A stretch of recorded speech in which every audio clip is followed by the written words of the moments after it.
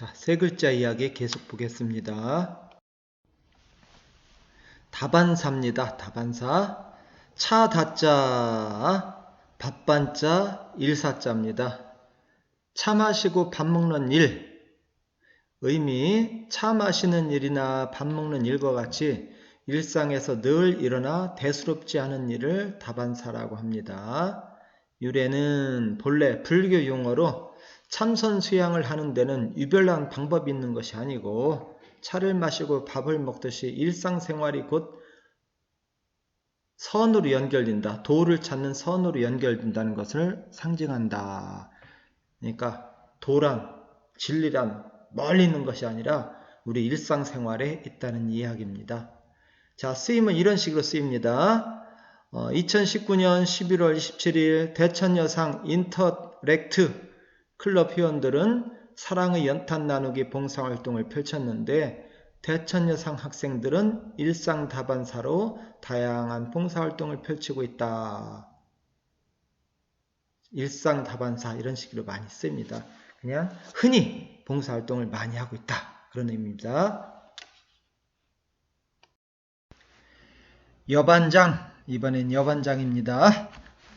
여자는 같을여, 반자는 뒤집을 반, 돌이킬 반, 장자는 손바닥 장자입니다.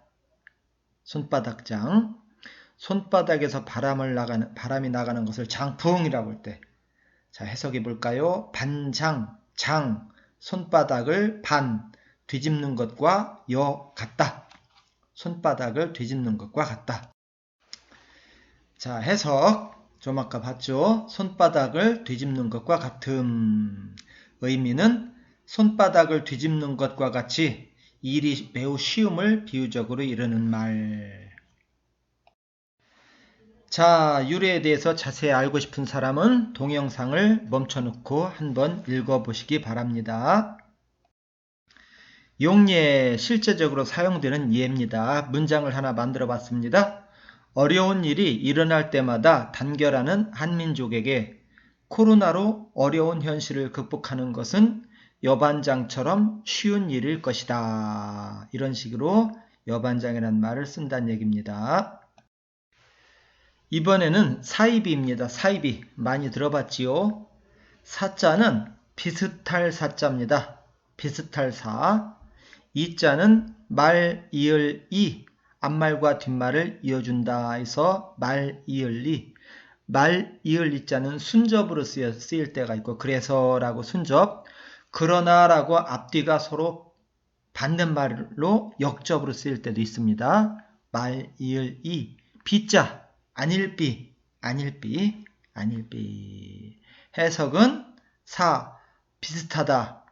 말일자는 역접으로 썼습니다. 그러나 아니다.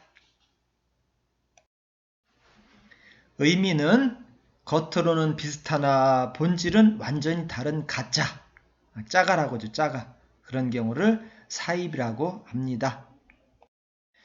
유래, 맹자와 그의 제자인 만장의 대화에 다음과 같은 이야기가 있다.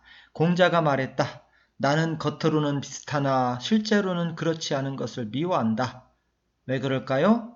겉으로 그럴듯해서 잘 쏟기 때문에 그렇겠지요. 자, 밑에 이야기는 여러분들이 읽어보기 바랍니다. 세상에는 참 많은 사입이, 즉 짝퉁이 있습니다. 첫 번째 그림 볼까요? 신라면 정품과 모방 제품이 거의 분간이 안 갈 정도지요. 우리나라에 참이슬이라는 소주가 있었는데 참일슬이라는 가짜 제품이 있습니다. 옆 나라에서 모방한 겁니다. 우리는 자세히 보면 알지만은 한글을 모르는 사람은 알 수가 없습니다. 우리나라 롯데리아를 본따서 롯디리아라고, 이것도 한글 모르는 사람들은 롯데리아라고 착각할 수밖에 없습니다. 프로스펙스를 본따서 프로스펙트라고 한글로 쓴 것들. 우리나라 쫄병 스낵이 있는데 옆 나라 가면 또 병장 스낵이 있습니다. 병장 스낵. 한글로 써놓고 한국 제품으로 속여서 팝니다. 이런 것들이 상당히 많습니다. 자, 예전에는 사실 우리나라도 일본 제품을 많이 모방했었습니다. 일본의 예능 프로라든가 만화 영화라든가 노래 같은 거 많이 모방했었지요. 자, 모방은 창조의 어머니라고지요. 일본 거를 모방하다가 지금은 우리가 일본보다 더 좋은 제품을 만들기 시작했습니다. 그런데 우리나라 제품을 이제 중국이 많이 모방합니다. 중국이. 그런데 아까 얘기한 대로 모방은 창조의 어머니라겠죠. 앞으로 가면은 중국이 우리보다 더 나은 제품을 만들 때도 있을 겁니다. 자, 이런 제품은 위에 본 것 식품도 문제가 있겠지만은 조금 그래도 덜한데 진짜 심각한 것은 밑에 나온 겁니다. 자동차 부품 같은 거. 우리나라 브레이크, 현대자동차의 브레이크 패드는 100만 번 브레이크 잡았을 때 깨지게 되었다면은 옆 나라에서 브레이크 패드 만든 것은 한 1000번만 브레이크 잡아도 깨지는 것을 현대 거로 버젓이 팔고 있습니다. 이것은 가격이 싸기 때문에 제3국 동남아 같은 데서 이것을 사다가 쓰는데 언덕길에서 내려오다가 이거 깨져버리면은 목숨과 관계된 거죠.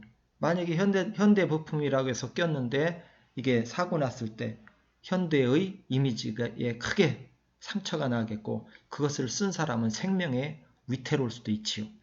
자, 안전제품을 짝퉁으로 만드는 것. 두 번째, 식품을 짝퉁으로 만드는 것. 이것도 심각합니다. 역시 옆나라에서 예전에 멜라닌 분유 파동이라는 게 있었습니다.